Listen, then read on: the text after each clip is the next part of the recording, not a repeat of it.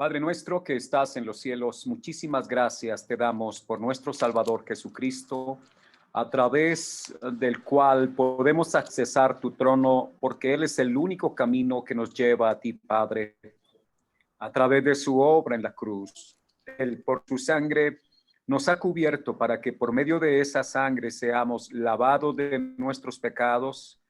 Oh Dios amado, y por la obra maravillosa de nuestro Salvador, haber sido perdonados es para nosotros un altísimo privilegio, y nos acercamos, Señor, confiadamente hoy a tu trono de gracia para bendecir tu nombre, para glorificarte, Padre, para ensalzarte, mi Dios. Gracias por esta oportunidad con mis hermanos aquí en la ciudad de Cúcuta. Gracias por el grupo de estudiantes de San Rafael como de María Paz. Ruego, Padre, que el poder de tu Espíritu esté manifestándose a través de tu palabra, Señor. Esa palabra que tu Espíritu Santo inspiró a aquellos hombres que tú escogiste para ser los portadores de esta revelación preciosa. Hoy a nosotros, Señor, ilumínanos, alúmbranos por medio de esta palabra. Te lo ruego, Padre, que haga de nosotros discípulos, Dios, que aman las Escrituras, discípulos que aman, Señor, la verdad revelada en cada página de la Biblia, porque a través de ellas nosotros podemos conocerte, porque te revelas, Señor, a través de tu palabra. Gracias, Dios, trae el corazón de mis hermanos el deseo, siempre, Señor, la diligencia para que procuremos al máximo, Santísimo Dios, aprovechar estos tiempos en los cuales tenemos la vida, la salud y la oportunidad de servirte para hacerlo con excelencia. Que podamos, Señor, esforzarnos para ser obreros aprobados, que no tengamos nada de qué avergonzarnos y que usamos bien la palabra de verdad. Señor, ruego que tu Espíritu Santo nos guarde del error y sea, Señor, la guianza tuya la que nos esté, oh Dios mío, conduciendo por la senda de la verdad, que es tu gloriosa palabra y este maravilloso evangelio al cual tú nos has llamado. Señor, muchas gracias te doy por Jesucristo. Amén.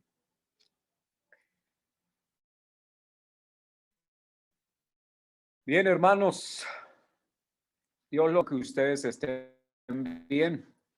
He sabido que en Cúcuta ha estado lloviendo últimamente. Quisiera saber cómo están por allá.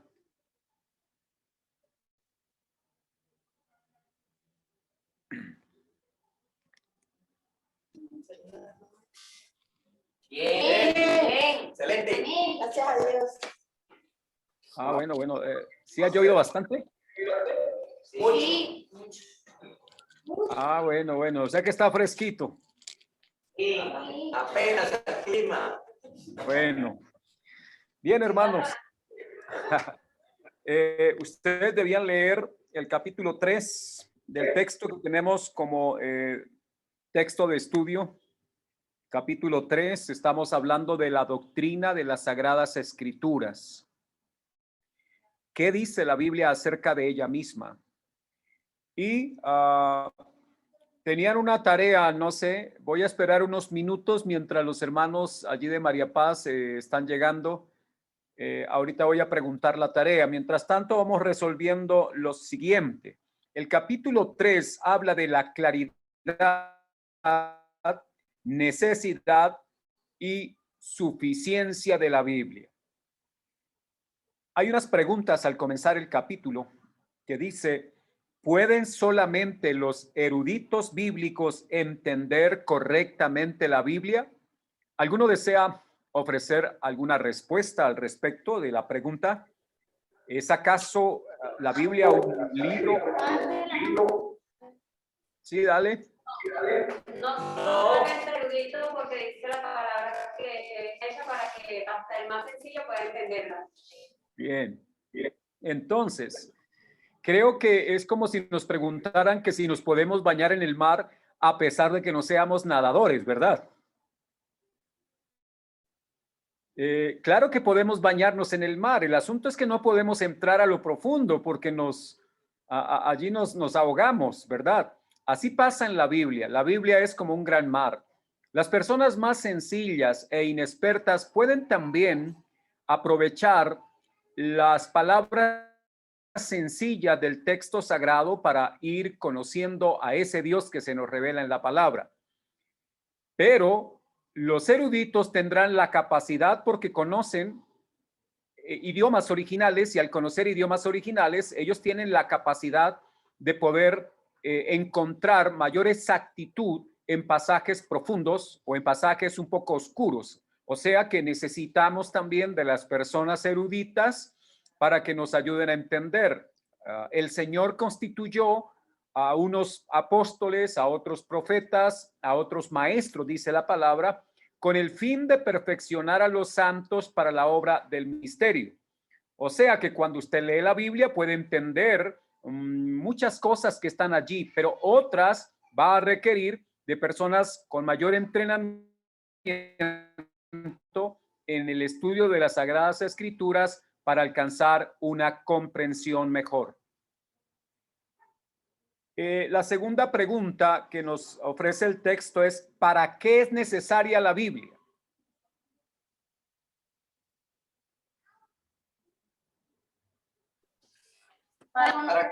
Buscando la salvación y buscando la ayuda de Dios para entenderla.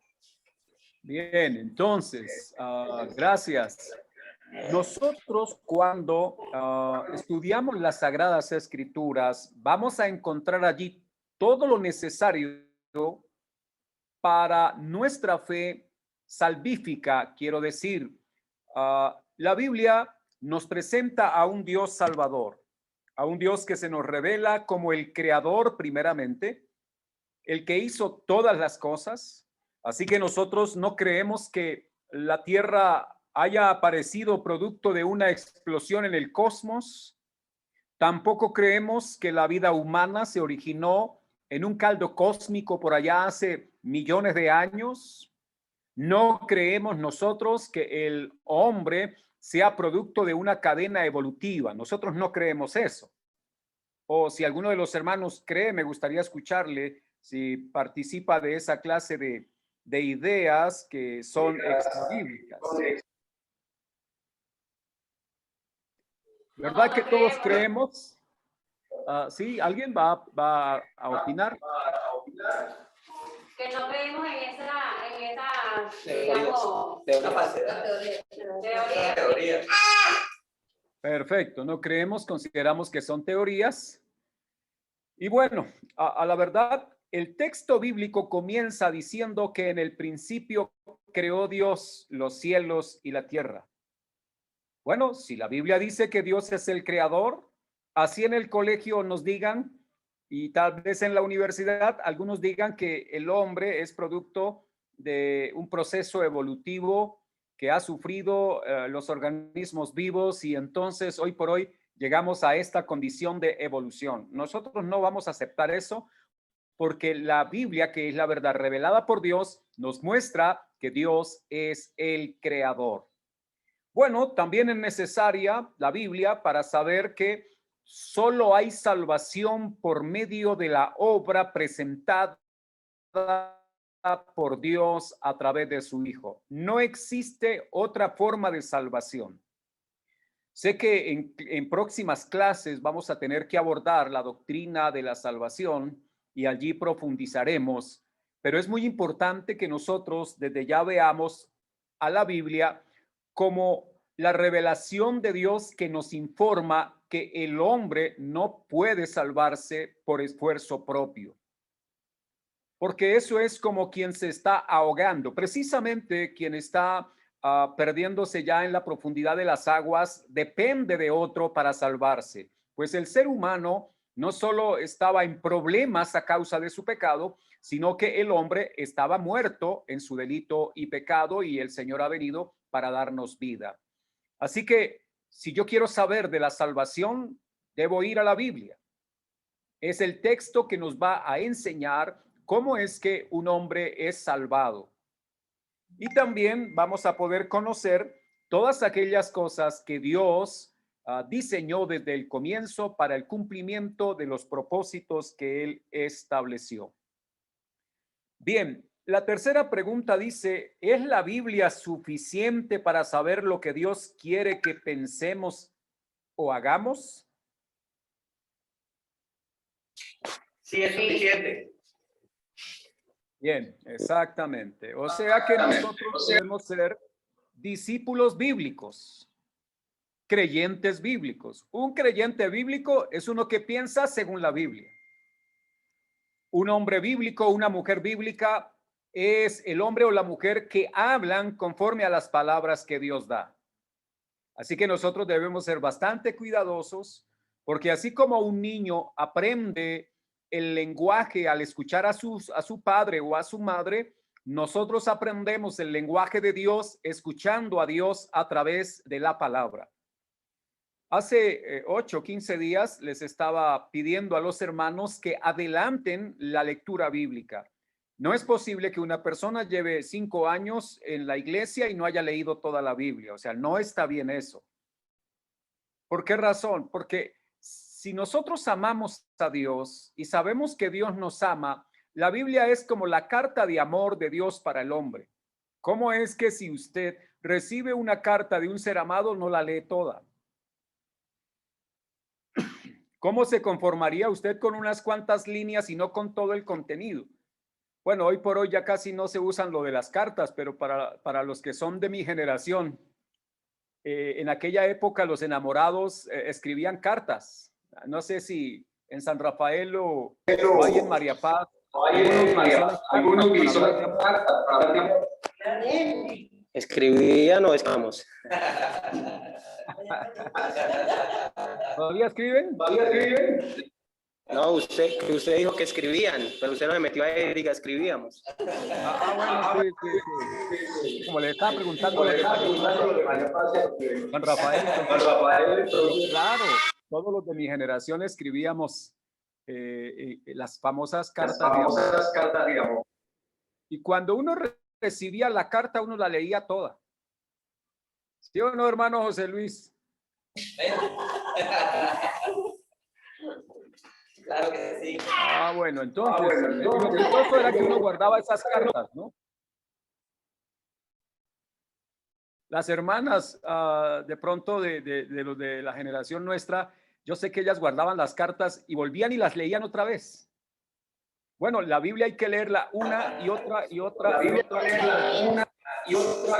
otra. Amén. Recuerden, hay hermanos cristianos que no se alimentan con toda la Biblia, se alimentan solo con salmos. Y saben, les gustan mucho los salmos, pero como si las otras partes de la escritura no fuesen parte de la revelación de Dios. Debemos aprender a leer toda la Sagrada Escritura. Usted puede hacerlo en unos meses o puede hacerlo al menos en un año, pero no pase el año sin haber leído la palabra de Dios, porque es el mensaje del Eterno, el mensaje del Todopoderoso para nuestras vidas. Bien, ahora sí, veo que ya hay un buen grupo en María Paz, en la sede de María Paz. ¿Cómo están allí en María Paz los hermanos?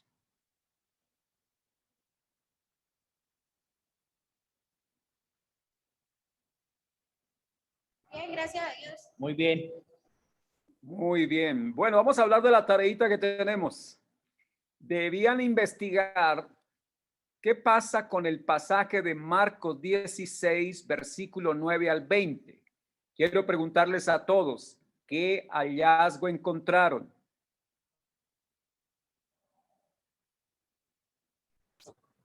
Buenas noches, pastor.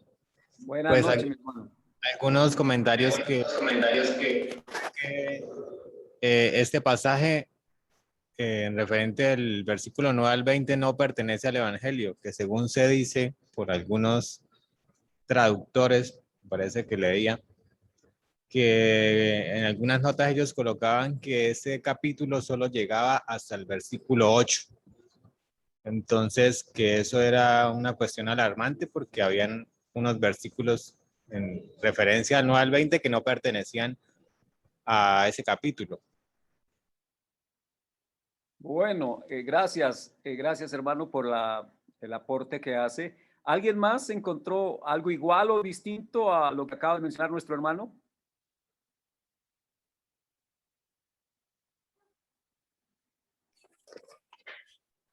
No, eso fue lo que encontramos así diferente. O sea que que hablan sobre eso, sobre ese texto, que los versículos del 9 en adelante se dice que no estaban en el libro original, en las cartas originales.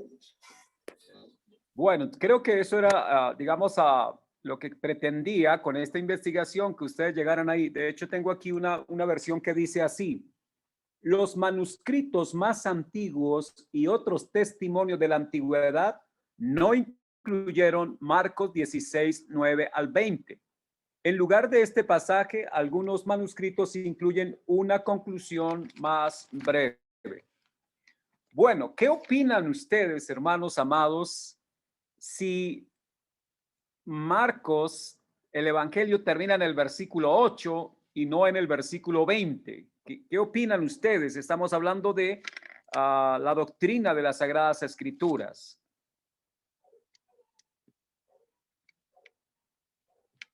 ¿Hay algún problema? ¿No hay ningún problema?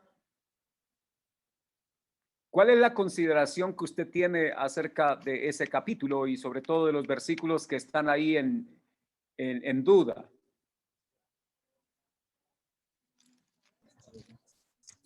Hola, pastor. Buenas noches. Yo soy Kelly.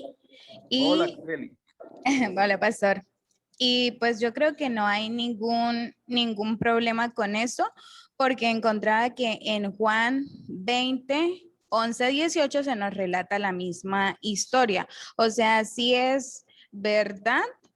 Estaba investigando un poco que tal vez fue una forma de darle final al libro de Marcos, pero es totalmente cierto lo que nos relata en este capítulo, porque como le digo, en Juan 20, del 11 al 18, pues nos cuenta la misma historia. Bien, gracias, Kelly. Otro comentario.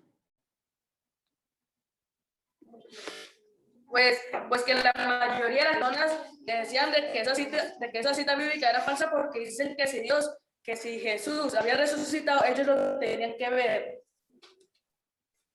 Bueno, ¿alguien más? Gracias.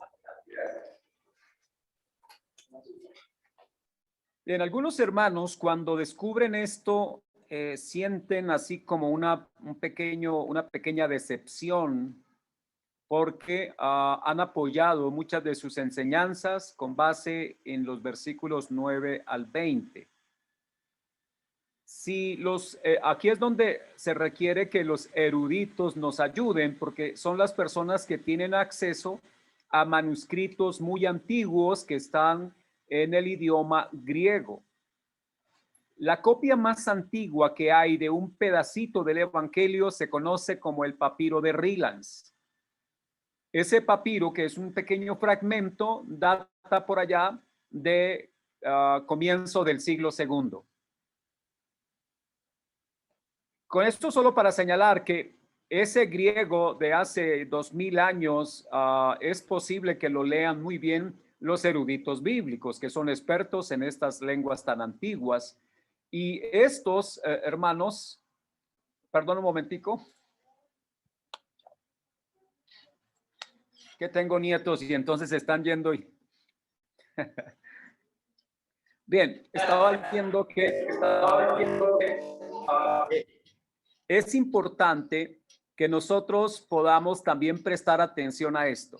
En el Antiguo Testamento, como habíamos hablado hace 8 días, no se conoce mayor alteración del texto porque los escribas judíos eran lo suficientemente rigurosos, escrupulosos, para que cuando ellos iban a hacer una copia de una copia, ellos tenían plena seguridad por las letras que iban a escribir, la cantidad de letras, el número que correspondía a cada letra, de tal forma que era prácticamente imposible que un escriba del Antiguo Testamento de origen judío se equivocara.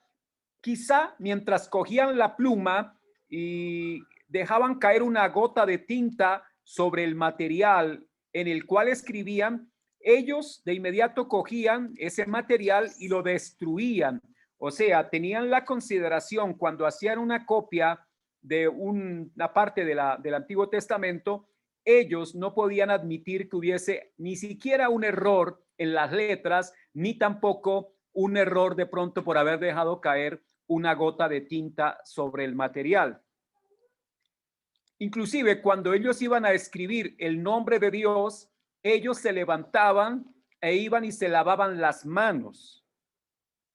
Solo quiero mostrarles esto es porque los escribas judíos eran supremamente meticulosos. Y cuando iban a escribir lo que equivale al YHWH, que se conoce como el tetragramatón, que es las palabras con las letras con las cuales se escribe el nombre de Yahvé o de Jehová, ellos aún se lavaban las manos para poder escribir el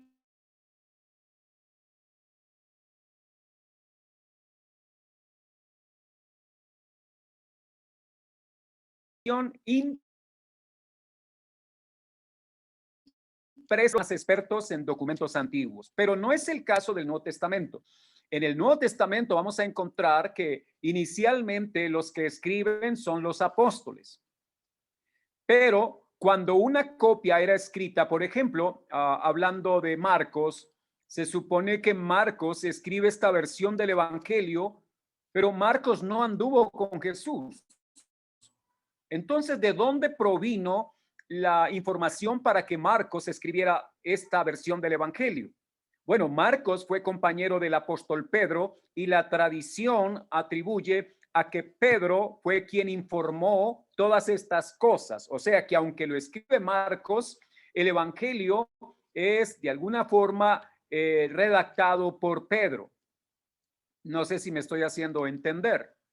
O sea que el autor humano fue Pedro más que Marcos, aun cuando nosotros lo conocemos como el Evangelio según Marcos, pero Marcos fue el que escribió. Mas, sin embargo, el que dio la información fue el apóstol Pedro. Hermanos, cuando Marcos escribe esta versión del Evangelio, inicialmente tuvieron que sacar otras copias para mandarlas a las otras iglesias que se iban inaugurando fuera del territorio de Israel. A donde quiera que llegaba el Evangelio, ahora se necesitaban copias de la vida de Jesús, de las obras de Jesús, o sea, del Evangelio. ¿Qué pasaba? Cuando una persona iba a copiar, ya no tenía el rigor de los escribas judíos, aunque iban a tener el cuidado, porque inicialmente los primeros escritores del Nuevo Testamento eran de origen judío. Y al ser de origen judío, pues podemos entender también lo escrupulosos que fueron. Pero más adelante ya no eran judíos los que hacían las copias. Y voy a ponerles el siguiente ejemplo, hermanos, ustedes que están ahí en María Paz, en San Rafael. Supóngase que yo les voy a dictar a todos ustedes una página de un libro.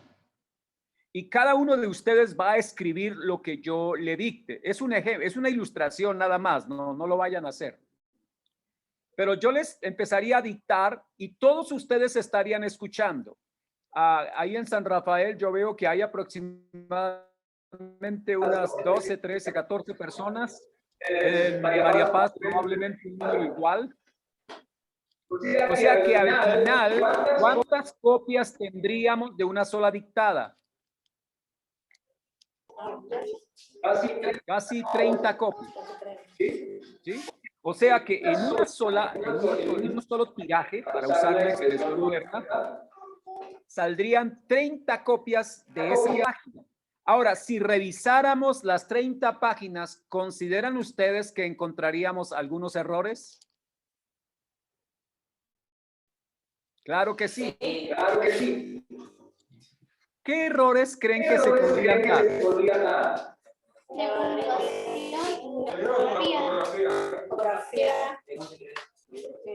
En algunas palabras mal escritas. Bueno, algunos encontraríamos palabras mal escritas, de ortografía. Mire, hermanos, aparte de los errores de ortografía, hay algo que se llama errores de oído. ¿Y eso qué significa? Que usted pudo haber escuchado una palabra y haberla anotado, pero usted confundió, ¿verdad? Por ejemplo, si yo le dicto vaso, vaso, ¿cómo la escribirían?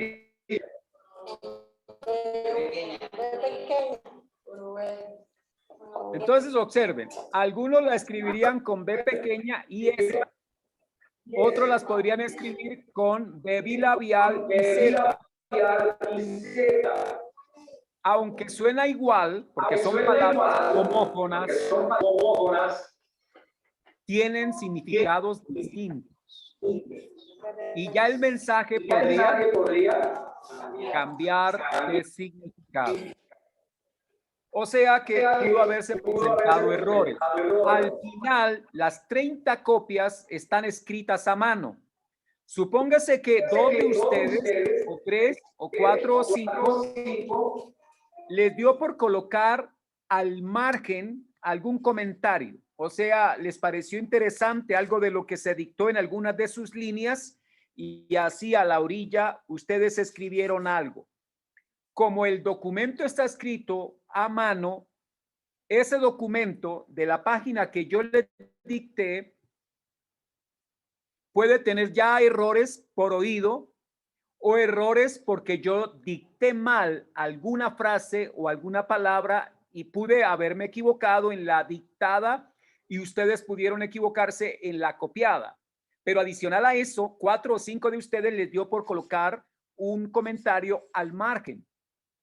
Cuando la copia que alguno de ustedes hizo y colocó un comentario al margen, ustedes la digan, o mejor, regáleme para yo copiarla, y la persona comienza a copiar, es muy probable que en esa otra copia copien el comentario que usted hizo al margen. Les estoy explicando esto para poder mostrar que en el Nuevo Testamento lo que nosotros tenemos son copias de copias de copias y copias hechas a mano. Es muy probable que en el Evangelio según Marcos, como dicen algunos eruditos, solo haya llegado hasta el versículo 8, pero alguno dueño de ese documento pudo haber hecho un comentario al final, quizá porque le quedaba papel o piel. Recuerden que en la época se escribía sobre un papel ordinario llamado papiro. Y los que tenían un poco más de recursos podían comprar una piel, una vitela, que eso era una piel, y sobre esa piel escribir. Pero como era tan costoso los materiales para la escritura, si quedaba de pronto un pedacito de material, pues algunos aprovechaban para colocar algunas apreciaciones personales. Pero si ese papiro o ese pergamino luego lo mandaron para otro lado para que lo copiaran, pudieron haber copiado eso que aparece del versículo 9 al versículo 20 como una especie de pie de página o comentario, y algunas personas lo consideraron como parte del texto. Ahora, bien dijo la hermana Kelly, pues, ¿qué dice el versículo 9 al 20 de Marcos? Pues ahí habla de que debemos ir a predicar el evangelio a toda criatura. Bueno, si Marcos no lo escribió originalmente, tenemos a Mateo que nos dice que debemos ir a todas las naciones a predicar el evangelio. De tal manera que ahí encontramos en Mateo, digamos que la enseñanza de Jesús, y aunque Marcos no haya escrito eso, es probable que la persona que hizo el comentario estuviera recordando las palabras de Jesús. Y puso ahí cosas como echarán fuera demonios. Bueno, Jesús le dio autoridad a los apóstoles para echar fuera demonios. Dice que hablarán nuevas lenguas. Bueno, los discípulos hablaron nuevas lenguas en el Pentecostés, solo que se ha hecho doctrina de ahí para practicar cosas que hoy por hoy hay que revisarlas, y eso será tema en otro momento para discutir estas cosas. También dice ahí en el Marcos capítulo 16, verso 9 al 20, dice, y tomarán en las manos serpientes y no los morderán. Esa parte, a la verdad, bien difícil, porque es verdad que Pablo cuando iba hacia Roma y tuvo un naufragio en una isla donde ellos pudieron llegar después del naufragio. Pablo fue mordido por una serpiente, pero no fue que Pablo tomara la serpiente. Es que también hubo especulaciones por allá en el siglo II, donde algunos cristianos se consideraban, sobre todo los monjes que ya comenzaban a aparecer en el desierto de Egipto, creían tener superpoderes que podían coger las serpientes del desierto y que no los mordieran.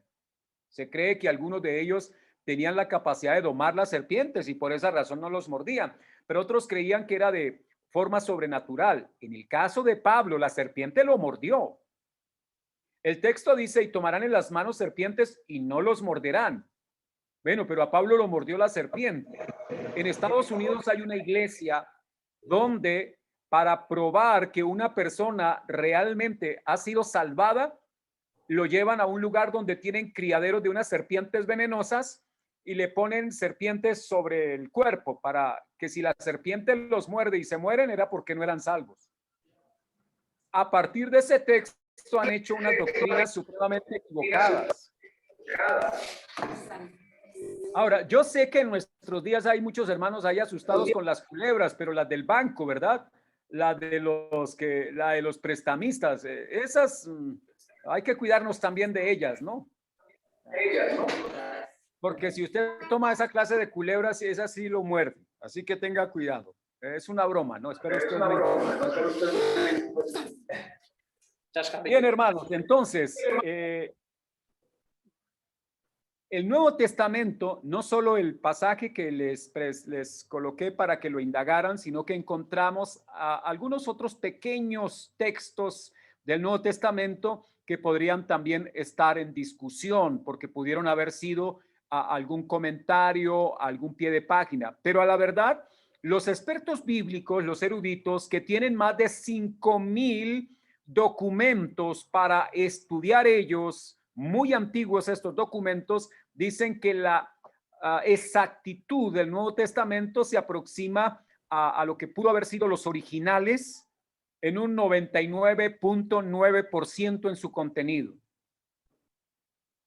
O sea que habrá algún puntito por ahí, ¿verdad?, que nos hace pensar que el hombre, cuando empezó a hacer este trabajo de copiados, no con la suficiente responsabilidad, pues se pudo haber ido algo que es de nosotros los seres humanos y que no realmente haya sido inspirado por Dios. Bien, eso no es para que dudemos del texto bíblico. El texto bíblico que tenemos nosotros en español es un texto, amados hermanos, sobre todo la versión Reina Valera del 60, la Biblia de las Américas. Principalmente estas dos versiones nos ayudan mucho a mantener la estructura original como se dio en el idioma griego. Así que es bien importante. Yo sé que hay unas versiones nuevas, modernas, que se conocen como versiones dinámicas.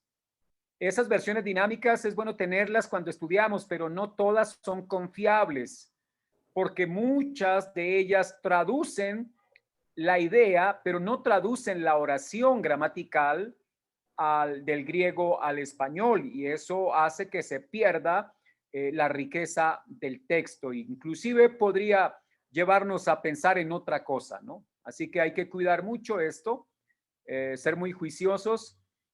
Esperamos algún día que los estudiantes de la escuela puedan aprender griego también. ¿Les gustaría? Bueno, eso será en un segundo nivel que se va a hacer. O sea, nosotros tenemos 3 años, que es los primeros 3 años estudiamos 6 materias, pero luego vendrá un estudio donde hacemos profundización en teología bíblica y aprendizaje del idioma griego, para que ustedes al menos puedan defenderse leyendo el Nuevo Testamento en griego. Eso no va a ser una tarea, no va a ser un examen. Quizá no vayan a poder hablarlo, pero la idea no es aprender a hablar griego, la idea es aprender a leer el Nuevo Testamento en griego y entender, amados hermanos, a partir de ese idioma. Los expertos dicen que cuando uno lee el Nuevo Testamento en griego es como ver una película a colores. y que cuando la leemos, por ejemplo, en español, es como ver la misma película, pero a blanco y negro. O sea que se pierde un poco, ¿verdad? La riqueza.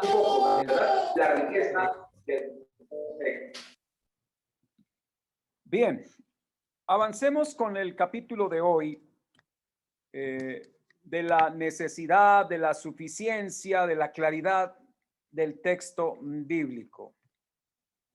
Antes quiero preguntarles, ¿tienen alguna inquietud, alguna pregunta que hacer referente a lo que hemos hablado en estas dos clases y esta es la tercera? ¿Tienen alguna inquietud? ¿Quieren comentar algo? Están en libertad de hacerlo.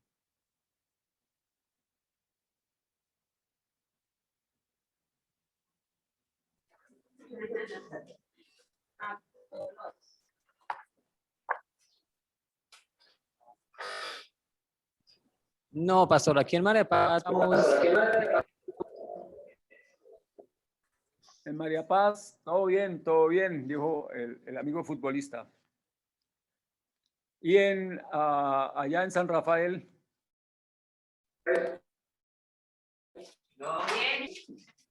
Todo bien también. Bueno, hermanos, vamos a tocar el punto de la claridad de la Biblia. Pregunto, ¿es toda la Biblia clara para usted o hay pasajes oscuros?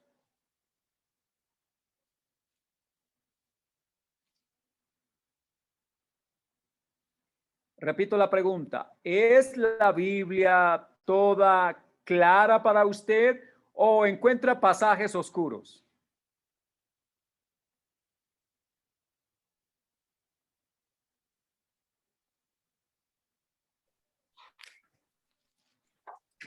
Pues hermano, la Biblia es clara porque Dios es su palabra, ¿no? Pero siempre tenemos que leerla, estudiarla para poder entender un poco lo que la Biblia nos quiere decir.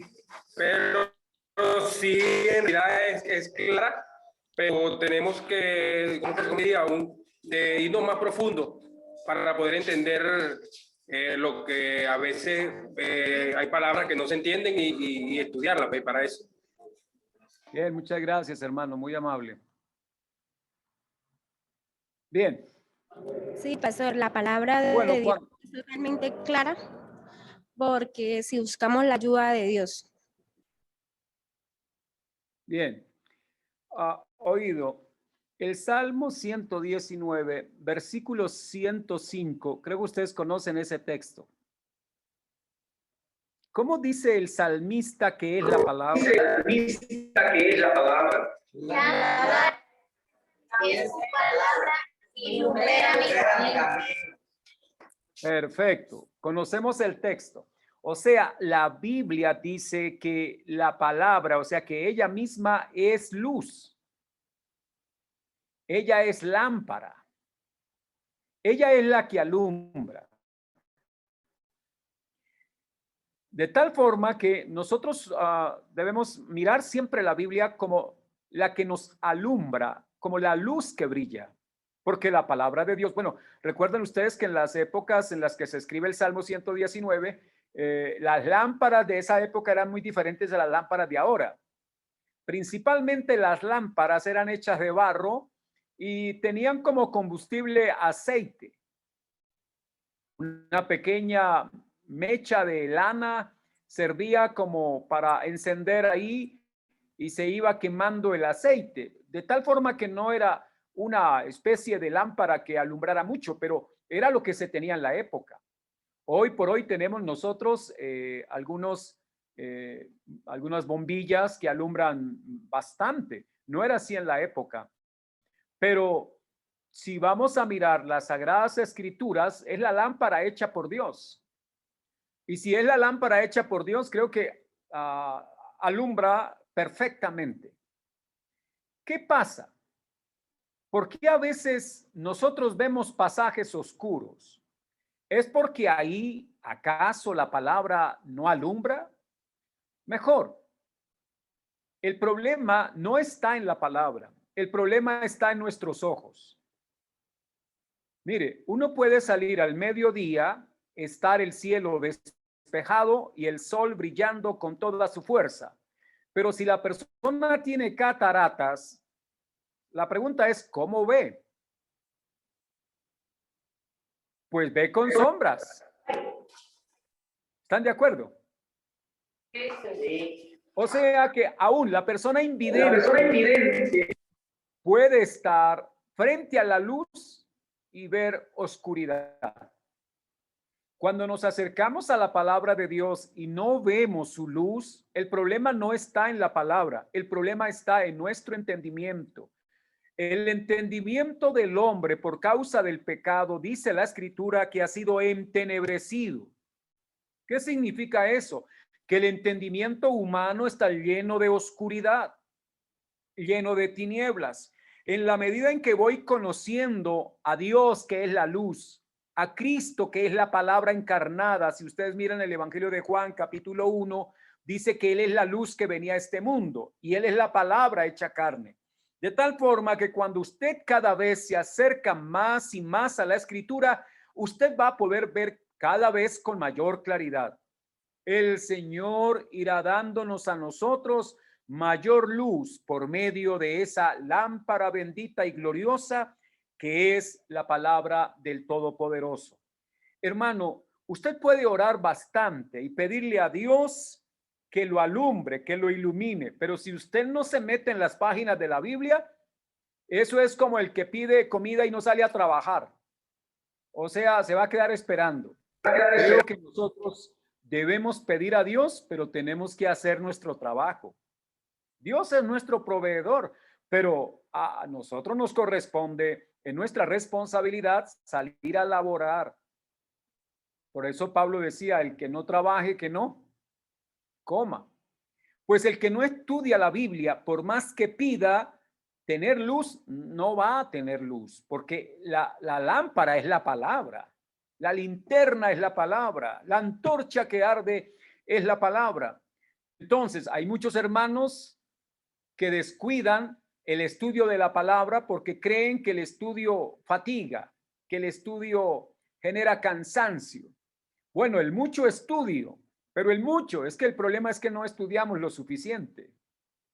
¿Ya? Y el mucho estudio del cual habló Salomón era el estudio de los animales, era el estudio de las plantas, era el estudio de la ciencia, y todo eso genera cansancio, pero aprender de Dios no genera cansancio, aprender de Dios genera descanso, porque Él es nuestro reposo, Él es nuestro descanso, en Él realmente podemos deleitarnos. Así que esas expresiones que algunos hermanos dicen, que el mucho estudio fatiga de la carne, simplemente es una manera de manifestar negligencia y de manifestar pereza, mas así quieren saber de Dios.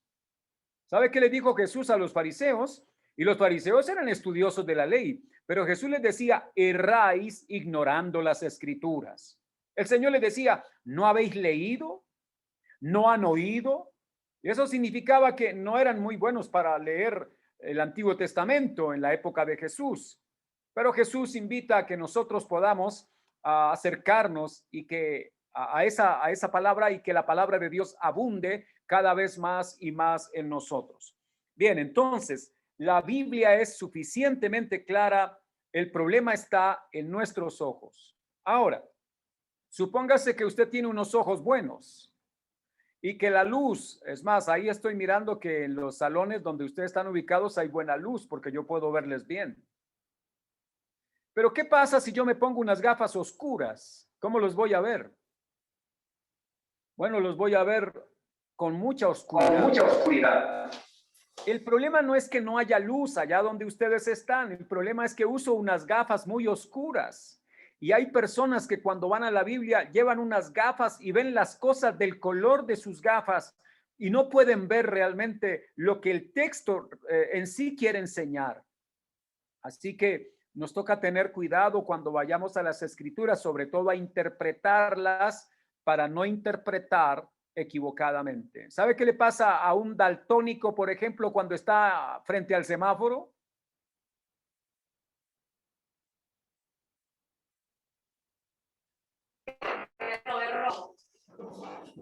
¿Cómo? El verde lo ve rojo y el rojo lo ve verde. Entonces cruza la calle y se lo lleva un carro. Bueno, significa que para él, él no ve los colores como en realidad son. Él tiene un problema en su visión. Ahora, imagínese usted subido en un taxi de un conductor daltónico. Qué peligro, ¿no?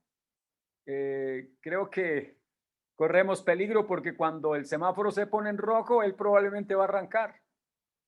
Y ahí viene la muerte. Así pasa con el mensaje de Dios, produce muerte. Bien, hermanos, vamos a avanzar. Se requieren cualidades. ¿Alguien iba a preguntar? Sí, hermano, aquí mi Archila Roja le habla. Gracias. ¿Cómo está, mi hermano? Bien, bien. Esto, hermano, no, sino que yo le iba de pronto un pensamiento mío. Yo creo que la palabra, como dice la Biblia, Dios es espíritu. Entonces debemos estar en el espíritu para lograr entenderla, creo que a un 100%. Bien, gracias, mi hermano. Bueno, la página 51 del material, que creo que es el mismo que ustedes tienen, abajo en el último párrafo dice cualidades morales y espirituales necesarias para entender correctamente. Y creo que a eso apunta mi hermano acá. Ahora, yo quisiera explicar. Sí, señor. De que el estudiante bíblico requiere. Mire, Nicodemo estudiaba el Antiguo Testamento porque él era maestro de la ley. Pero aunque Nicodemo era maestro de la ley para Israel, Nicodemo interpretaba las cosas terrenalmente. Y era un doctor de la ley, un hombre que sabía muchísimo de las escrituras, pero las interpretaba natural o terrenalmente. ¿Qué pasaba? Delante de Nicodemo, ¿quién estaba? Jesús. Ahora, la ley, los profetas y los salmos hablan de Cristo. Nicodemo sabía mucho de la ley, de los salmos y de los profetas, pero no pudo reconocer a Cristo. Cuando Nicodemo se acercó a Jesús, dijo: sabemos que has venido de Dios como maestro. O sea que Nicodemo solo pudo ver a Jesús como un maestro. Nicodemo era maestro, o sea, vio a Jesús como alguien igual a él. Nicodemo no pudo ver, por más que estudió las escrituras, no pudo ver a Cristo, reconocerlo como el Hijo de Dios. ¿Sabe qué le dijo Jesús a Nicodemo? Le es necesario nacer de nuevo. ¿Quiénes pueden interpretar correctamente? Yo sé que no vamos a llegar en nuestra condición humana a un entendimiento perfecto del texto bíblico por una sencilla razón, porque seguimos siendo pecadores.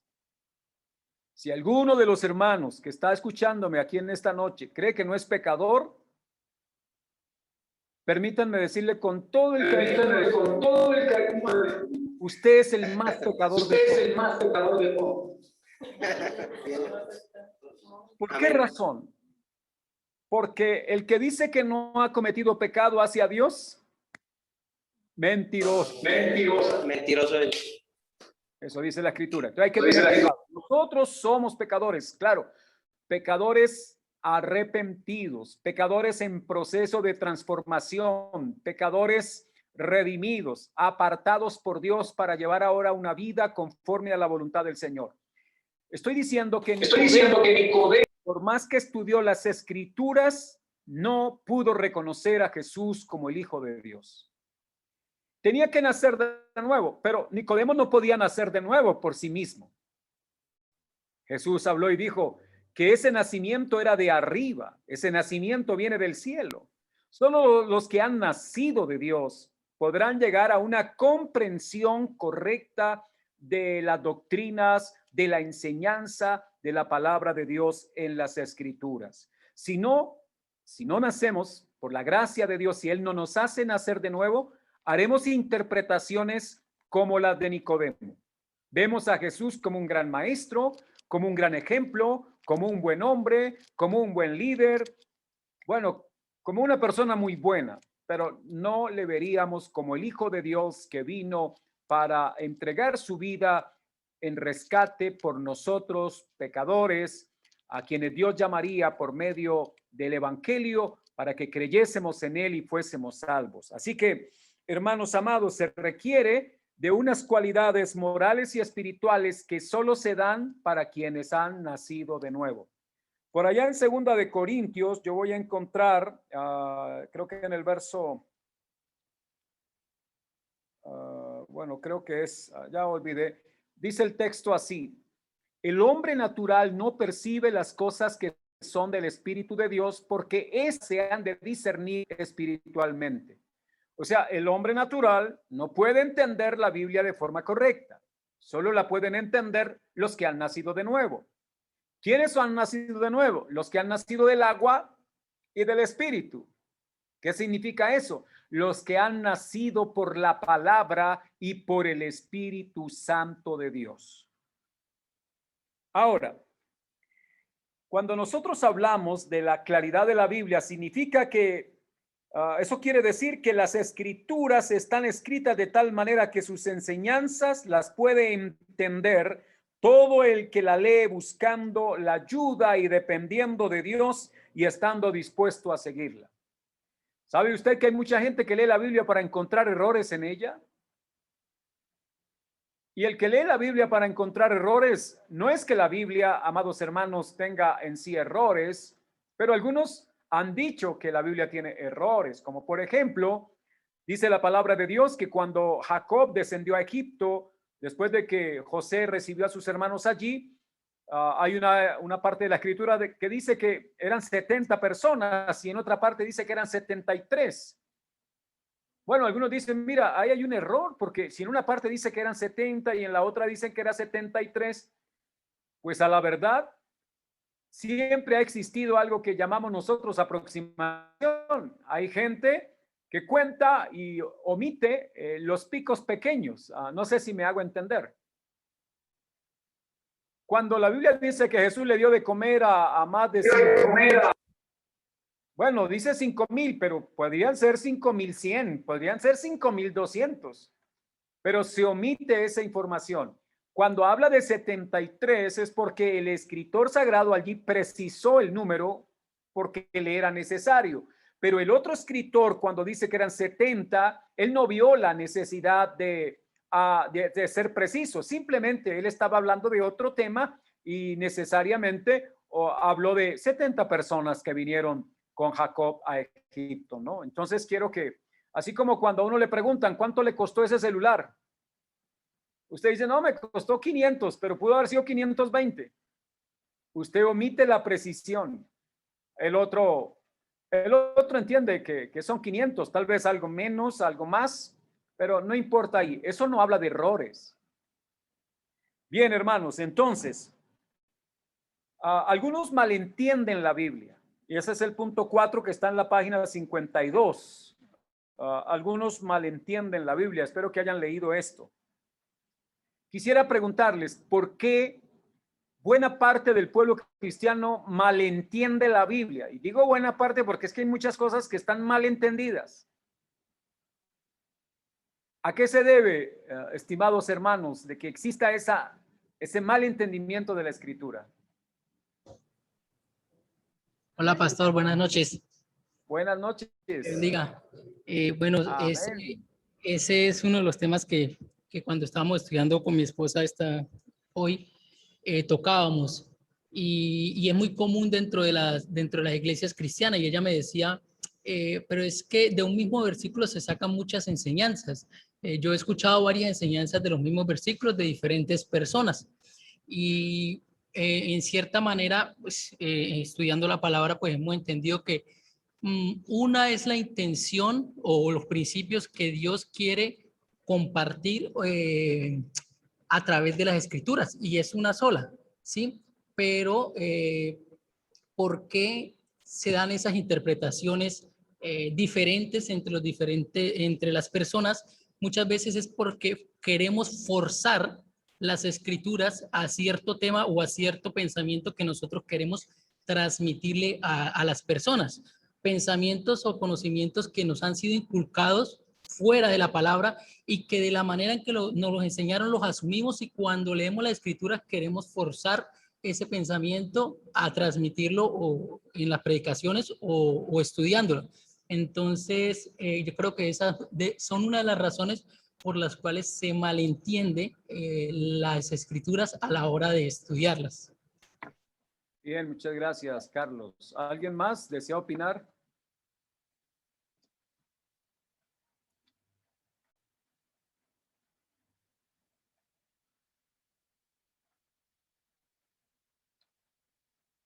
No por ahora. Bueno. Aquí hay una mano levantada. También esto se debe a, decía el texto, a la dureza de corazón, a la falta de fe, a las propias debilidades del mismo ser humano, porque se deja llevar por su humanidad y no deja que la obra del Espíritu Santo se haga realmente en su vida a través de la palabra. Bien, muchas gracias, hermano. Sí, creo que los malos entendidos o la Biblia es mal entendida por algunos porque recuerdan que les hablaba del color de los lentes. Creo que si alguien está mirando un paisaje con gafas rojas y otro con gafas verdes y otro con gafas amarillas y otro con gafas negras, la pregunta es, ¿no creen que habrán 4 versiones distintas del paisaje? Al menos los 4 van a opinar de acuerdo a cómo ven las cosas por los lentes que tienen. El problema no está en el paisaje, el problema está en el instrumento que está usando el que está mirando. Cuando nos acercamos al texto bíblico con ideas preconcebidas, es muy probable que nosotros malinterpretemos el texto. ¿Me explico? ¿Cuántos de ustedes eran católicos antes de que el Señor los llamara?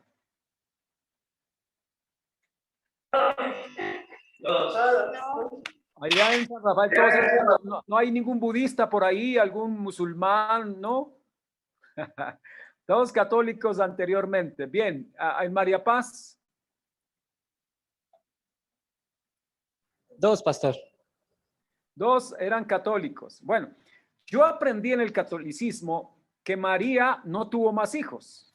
Y estoy seguro que los hermanos que aprendieron de la Iglesia Católica, allí nos enseñaron que la Virgen María fue virgen para siempre y que no tuvo más hijos. Pero cuando uno lee la Biblia, ¿encuentra más hijos a María? Sí, claro, creo que sí. Bueno, ¿el católico lee la misma Biblia? Claro, el católico lee la misma Biblia. Ahora, ¿cómo interpreta el católico este pasaje donde dice, y no están sus hermanos, Judas, Simón, Jacobo, bueno, todos esos que menciona ahí, y no están sus hermanas con nosotros? ¿Cómo lo interpreta un católico? Pastor, básicamente no lo interpretan. Pastor Daniel. Sí, básicamente no lo interpretan. Pareciera que pasan por alto ese tipo de escrituras. Escuchando hablar a teólogos católicos, eso es lo que parece. Bien, ¿alguien más tiene algún comentario? Un comentario. Por lo general dicen que son hermanos en Cristo, pero no hermanos de sangre. Eso es lo que más ellos dicen, y cuando uno habla con ellos, eso es lo que ellos le comentan a uno. Que no son hermanos, sino hermanos en Cristo. Bueno. Si ustedes leen una Biblia católica comentada, cuando hablo de Biblias católicas, quiere decir que vienen de editoriales católicos, ¿no?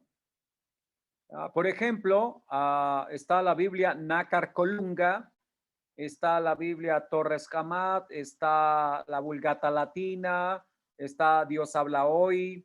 Bueno, para hablar de algunas versiones católicas, cuando una de estas versiones trae comentarios, ustedes van a leer en el comentario que dice que esos que están mencionados ahí como hermanos de Jesús no eran hermanos, sino que eran primos. Que estos eran primos y que en la época pues se les decía hermanos a los que eran muy cercanos en sangre. Bueno, eso explican algunos. Otros dicen que estos hermanos eran hijos de José, pero no de María. O sea que eran medios hermanos de Jesús. Es un gravísimo error cuando el católico se acerca a interpretar ese pasaje porque ya lleva una idea preconcebida. ¿Cuál es la idea preconcebida? Que María no tuvo más hijos.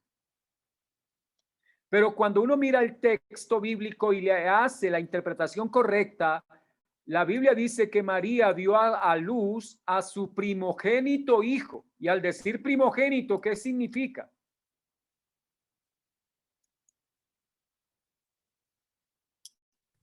Que fue el primero. Que fue el primero.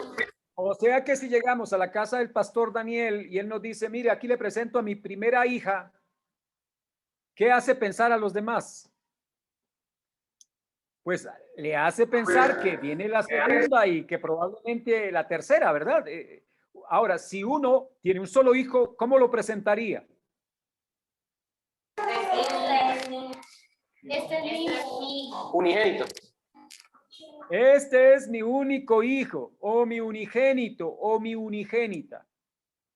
Ahora, si la pareja quiere tener más hijos y hasta ahora lleva el primero, ellos van a decir, este es mi primogénito o mi primogénita.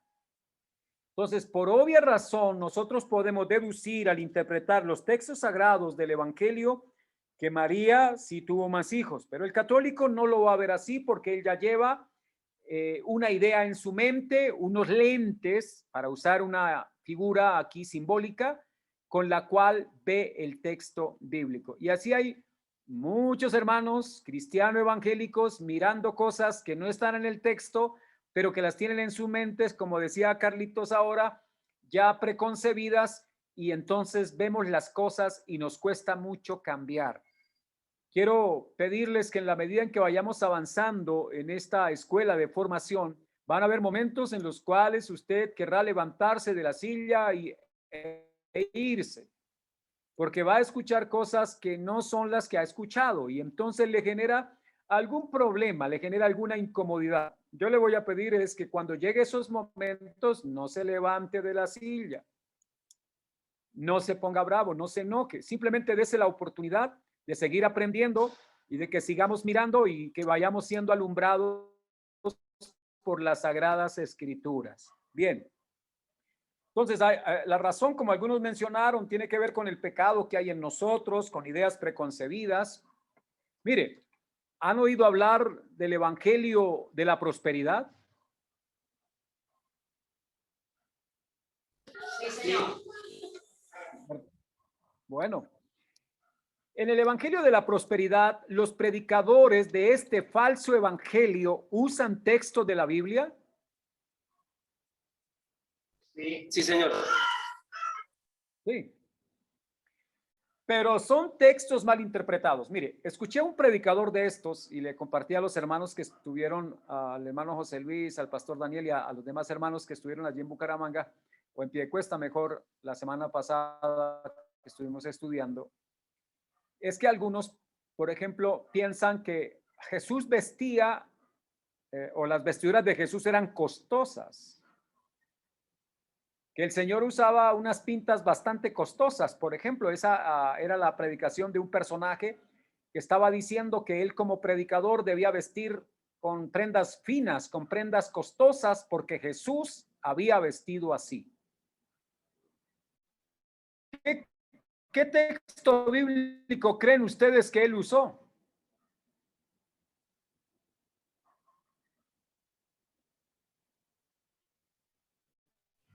El que echaron por la...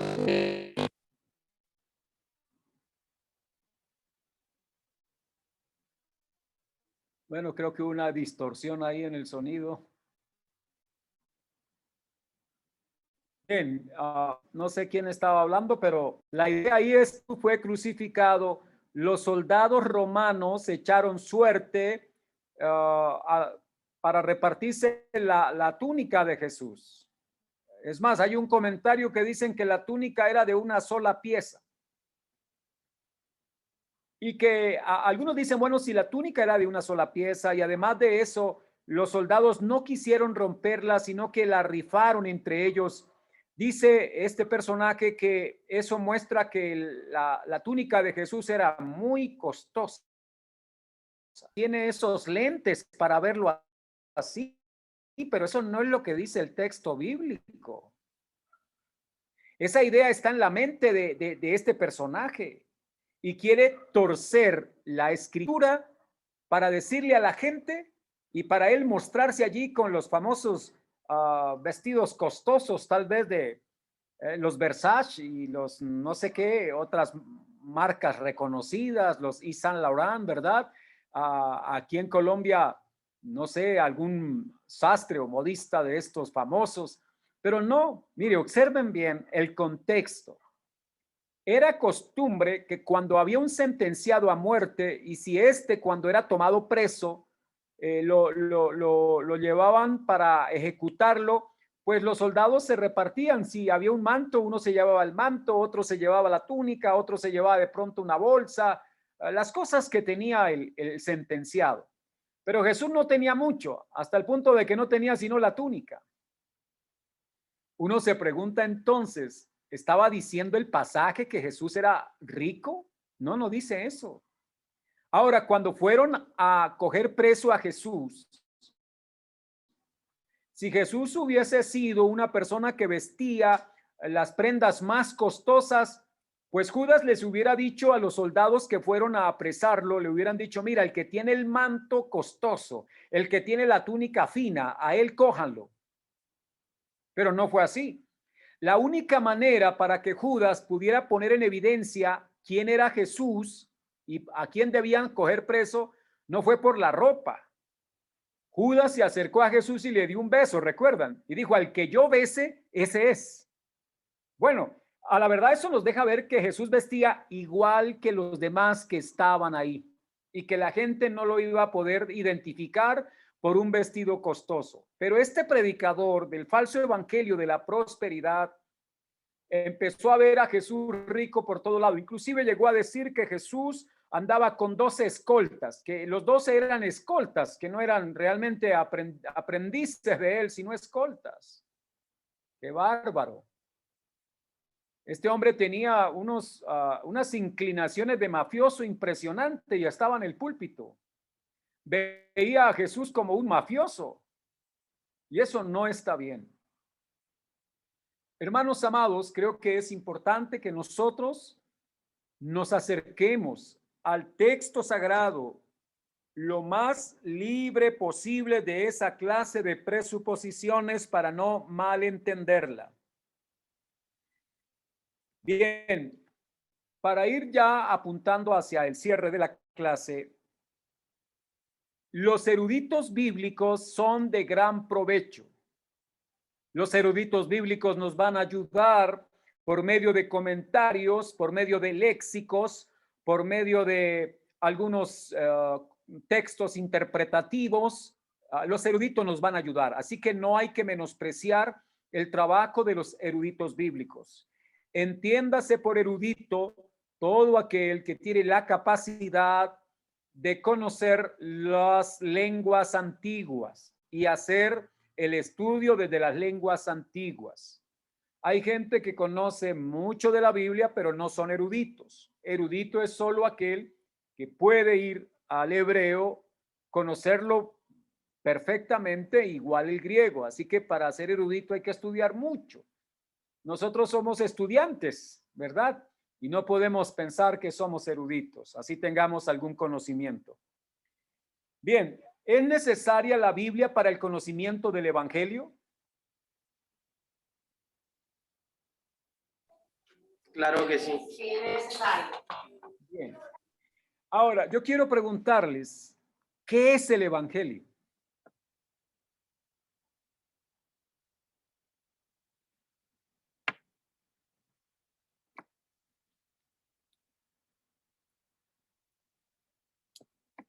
El evangelio es la palabra de Dios plasmada. O sea, son la enseñanza de Jesucristo. Bien. ¿Alguien más? El evangelio es la palabra que habla sobre la vida de Jesús. Bien. ¿Alguien más desea opinar? ¿Qué es el Evangelio? Es poder de Dios para la salvación. Es poder de Dios para salvación. Bueno. Mire, hermanos, la palabra evangelio, el término como tal, traduce como buena noticia, así llanamente, pero eso no define realmente qué es el evangelio, ¿sí? Define el término, define la palabra. Pero cuando hablamos del evangelio, estamos hablando de Jesús mismo. El evangelio es Jesucristo. Él es el evangelio. Él es el buen mensaje. Él es el nuevo mensaje. Él es la palabra de salvación. Jesús es el evangelio, pero es el Jesús que ha descendido del cielo para morir en la cruz, para ser sepultado, para luego levantarse de la tumba y ascender al trono de la gracia, desde el cual intercede por nosotros.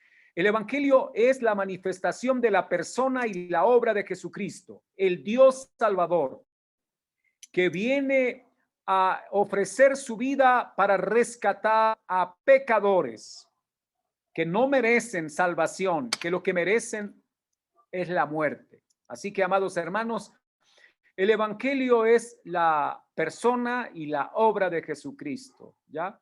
Ahora, cuando creemos en el evangelio, estamos creyendo es en Jesús. Por eso el que cree en el Hijo de Dios tiene vida eterna. El que no cree en el Hijo de Dios ya ha sido condenado. Entonces el evangelio hace alusión a Jesús como persona, como Dios, como hombre que vino a morir. Y entendemos, ¿sabe que entender el evangelio implica entender la obra expiatoria, propiciatoria, justificadora de Jesús? Hay que entender todo esto y lo vamos a mirar cuando estemos estudiando la doctrina de la salvación.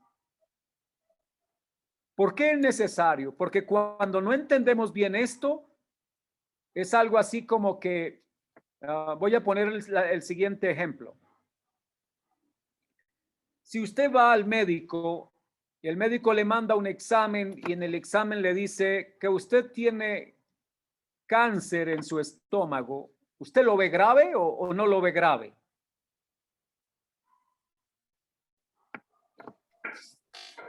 Uno lo ve gravísimo, hermano, la verdad, ¿sí? Bueno, entonces el médico va y lee el examen y nos mira a la cara y nos dice, usted está muy mal.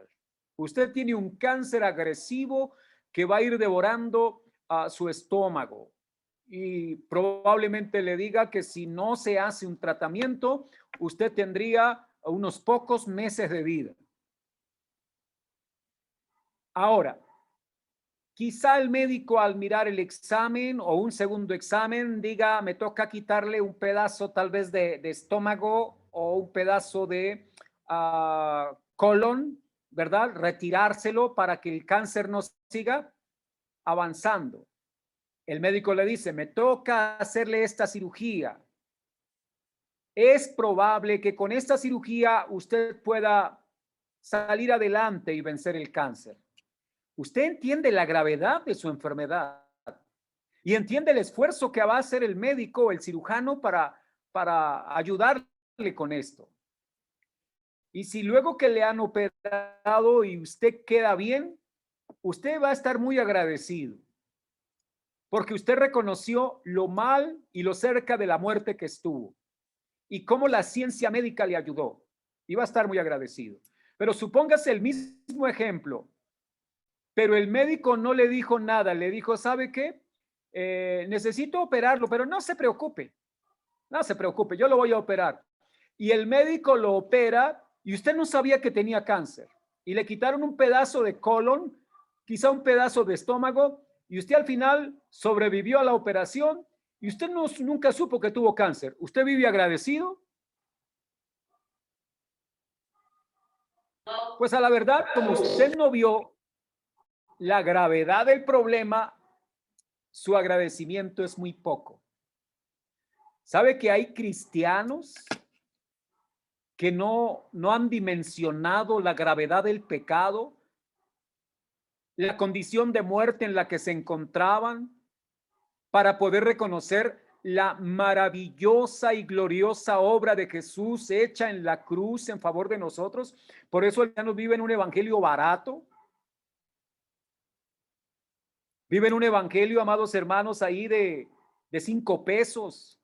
Pero es que Jesús dio su vida por nosotros. El precio más alto que alguien podría pagar lo pagó Jesús. Pero no vamos a valorar eso mientras no entendamos la gravedad del pecado. Mire, hay veces nosotros, malinterpretando la Biblia, le decimos a las personas que Cristo los ama. ¿Cómo le puedo decir yo a un secuestrador, a un violador, que Cristo lo ama? ¿Cómo le voy a decir yo a ese pecador que Cristo lo ama? Yo le estoy mintiendo. ¿Pero no creen ustedes que eso es lo común que hacemos a veces cuando vamos a evangelizar? Llegamos a los pecadores y les decimos que Cristo los ama y el pecador dice, oh, qué bien, soy pecador y Cristo me ama. No hay ninguna necesidad de ¿qué? De cambio. Mire, el médico que le dijo al paciente que tenía cáncer y que se iba a morir si no se hacía una cirugía, le está diciendo la verdad. ¿Comprendemos eso? Si usted va a evangelizar a un pecador y le dice que Cristo lo ama, usted está mintiendo. Ese no es el evangelio. El evangelio dice que Dios está airado todos los días contra el pecador. El evangelio dice que los que han rechazado a Cristo están bajo condenación y que son hijos de ira. O sea, yo tengo que decirle al pecador que en su condición de pecado es candidato a la condenación eterna. Es candidato a la descarga de la ira de Dios. Debo decirle eso al pecador, no para asustarlo, es porque esa es la verdad. Porque la paga del pecado es muerte, mas la dádiva de Dios es vida eterna en Cristo Jesús. ¿Cómo le va a decir el médico al que se está muriendo de cáncer que está bien, que chévere? No, que está saludable. Eso es engañarlo. Es más, la persona va a decir, no, entonces no me opere, porque si estoy bien, pues ¿para qué me opera? No, nosotros tenemos que decirle la verdad al pecador. Y en esa verdad que le vamos a decir, hay que mostrarle que solo tiene un solo camino, que hay una sola alternativa para librarse de la ira de Dios. Y si alguien no sabe de qué trata la ira de Dios, no es sino que lea el pasaje del diluvio, no es sino que vea cómo Dios derramó su ira sobre Sodoma y Gomorra, no es sino que veamos cómo Dios destruyó pueblos y naciones enteras bajo su ira. Es más, pero eso solamente era una pequeña gotita de la copa de la ira de Dios. Al final, Dios derramará la copa entera de su ira contra todos aquellos que han rechazado a Jesucristo como el Salvador de sus vidas, porque Él es el único que puede salvar. Esto es evangelio, hermano. Así que yo sé que de pronto algún hermano quizá no esté de acuerdo y diga, oh, el pastor está presentando a un Dios terrible. No, es que la Biblia dice que Dios es amor, pero también es fuego consumidor. Dios es un Dios de amor, pero es un Dios de justicia. Es un Dios de ira. Por eso el hombre debe temer y temblar delante del Dios eterno. Aquel que no perdonó a los ángeles. Pastor, entonces una pregunta. Dale. ¿Cómo llego yo a la hora de hablar entonces? O sea, o le digo, Dios te ama, pero arrepiéntete, o le digo, Dios te va a matar o te va a destruir. Bueno, mira, ¿cómo presentamos el evangelio? Nosotros debemos presentar el evangelio. Voy a ilustrarlo rápidamente, ¿no? Quizá estoy hablando con un compañero de trabajo. Yo sé que ese compañero de trabajo le gusta emborracharse, tal vez serle infiel a la esposa, bueno, cosas que de pronto en el campo de trabajo uno sabe. La persona me va a decir en cualquier momento, mira, es que estoy muy mal, estoy pasando momentos difíciles, y cuando la persona me manifiesta eso, yo ya tengo la oportunidad para hablarle del evangelio. Y yo le voy a decir, mira, eso que usted está experimentando es por causa del pecado. Y hay que decirle, nosotros somos pecadores, porque si yo le digo, usted es pecador, no le estoy diciendo la verdad completa. Claro, él es pecador, pero es que yo también lo soy. Y yo no puedo olvidarme de eso. Entonces yo le digo, mire, el gran problema de eso que usted está viviendo es que el pecado afecta al hombre, afecta al ser humano. El verdadero problema de fondo que tiene ese compañero de trabajo es que Dios no está en su mente, Dios no está en su corazón, y en su corazón solo está llevar una vida conforme a sus propios pensamientos. Y yo debo decirle, mientras usted ande en sus propios caminos, su camino es camino de muerte. Usted está caminando sin Dios, usted no está siendo dirigido por el Señor, y por lo tanto su conducta, sus pensamientos, sus palabras son siempre desafiantes y son siempre palabras que ofenden a Dios y actitudes que ofenden a Dios. Por lo tanto, por su pecado, la ira de Dios estaría sobre usted. Usted está bajo la ira de Dios. Los pecadores están bajo la ira de Dios. Yo estaba bajo la ira de Dios hasta el día en que Jesús me llamó, el día en que Jesús me trajo a sus pies y Él perdonó mis pecados. Y así el Señor puede perdonar sus pecados si usted manifiesta fe en Él. Si Dios derrama fe en su corazón, usted va a poder creer que Él es su Señor y Salvador, y entonces en su vida habrá un cambio, habrá una transformación, su mente va a cambiar. Las cosas que considera valiosas ahora, las va a estimar como basura. Porque ahora, a partir del momento en que usted crea, Cristo será lo más valioso para su vida. La palabra de Dios será lo más valioso para su vida, y va a comenzar a disfrutar una relación personal con Él, y sabrá que es ir saliendo de este valle de sufrimiento que es el pecado, y de esta sepultura de maldad de la cual Dios nos levanta. Bueno, ese es un ejemplo simplemente para hablarle. Yo no le voy a decir que Dios lo ama porque le estoy mintiendo. ¿Sí? Mire, quiero que observen dos textos bíblicos solo para mostrarles en el libro de los Salmos.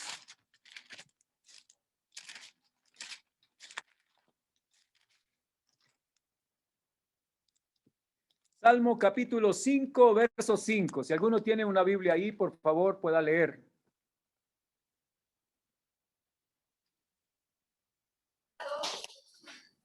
Los insensatos no estarán delante de tus ojos. Aborreces a todos los que hacen iniquidad. Bueno, gracias, hermana. ¿Dice la Biblia que los ama o los aborrece?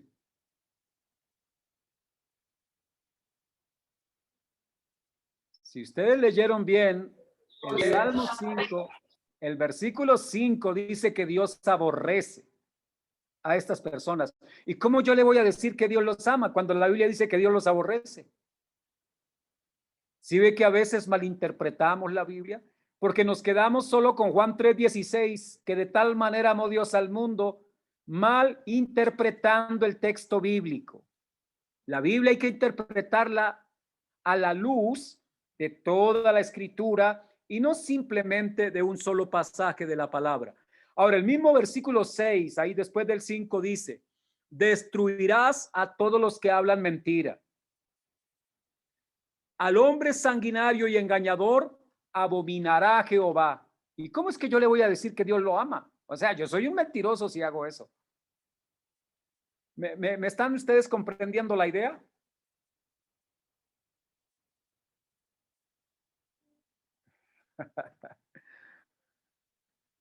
Bueno, espero ustedes me estén comprendiendo bien. Yo estoy tratando de decirles que estamos llamados a decir la verdad sagrada, la verdad del texto bíblico. Y así yo podría seguir mirando otras expresiones de la palabra de Dios. Por ejemplo, en el versículo 11 del capítulo 7 de Salmos, ¿cómo dice?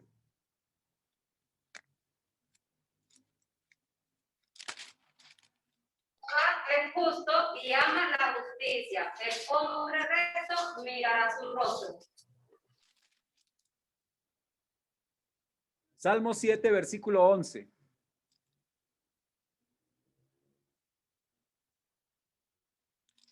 Es pues justo y Dios está airado contra el impío todos los días. Bueno, ahí está diciendo Dios que Él está airado contra el impío los lunes, después de la borrachera. No, Dios está airado contra el impío todos los días. Ahora, ¿sabe qué pasa cuando uno le muestra estos textos a una persona? Empieza a darse de cuenta de la gravedad de su pecado. El Salmo 11, versículo 5. Y cierro con este texto. Jehová prueba al justo, pero al malo y al que ama la violencia, su alma lo aborrece. Bueno, yo podría seguirle mostrando textos donde me dice a mí la Biblia que Dios ama al pecador. No. Yo puedo mostrarles textos donde me dice que Dios ama al justo, pero que al pecador Él lo aborrece. Y Él está irado contra el pecador. ¿Y quién es el justo? Aquel a quien Cristo ha rescatado de la muerte, aquel a quien Cristo le ha hecho nacer de nuevo, aquel a quien la justicia del Hijo de Dios le ha sido aplicada. Ese es el justo, aquel que ha sido justificado por Cristo, a ese ama Dios. ¿Sabe por qué? Porque ese justo ahora ya no es simplemente una criatura, ahora es un hijo de Dios y Dios ama a sus hijos. Bien, amados hermanos, vamos a dejar hasta aquí hoy. Tarea para dentro de 8 días.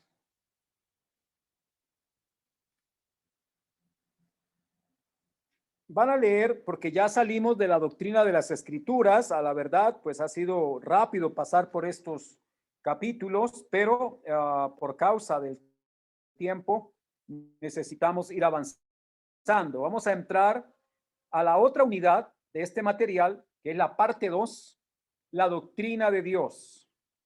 En la página 67 encontramos el carácter de Dios, atributos incomunicables.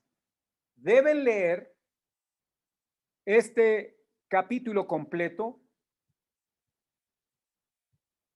y voy a pedir que de San Rafael un hermano haga una exposición de 5 minutos de uno de los atributos incomunicables. Y de María Paz, otro hermano haga una exposición de 5 minutos también de uno de los atributos incomunicables. El pastor Daniel, que es quien nos coordina la escuela bíblica, entonces, pastor Daniel, amén. Hermano, para que su merced me diga en el transcurso de la semana quiénes van a ser por parte de San Rafael el expositor. Van a tener 5, máximo 7 minutos para que exponga uno solo de los atributos incomunicables. O sea, que haga una pequeña exposición. Como ya venció el tiempo, no quiero ahora quedarme acá. Ustedes lo van de San Rafael, van a escoger uno de los hermanos y de María Paz y le comunican al pastor quién va a ser y el pastor me hace llegar la información. Y bueno, esperamos comenzar dentro de 8 días con las exposiciones. ¿Les parece bien? Amén, amén.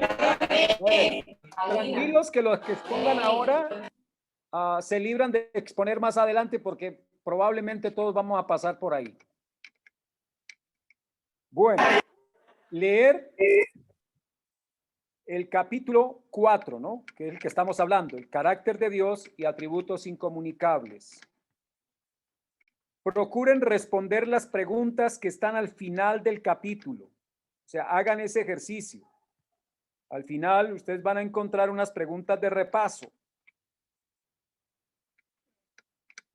Procure responderlas, porque el examen final se va a tomar de esas preguntas de repaso.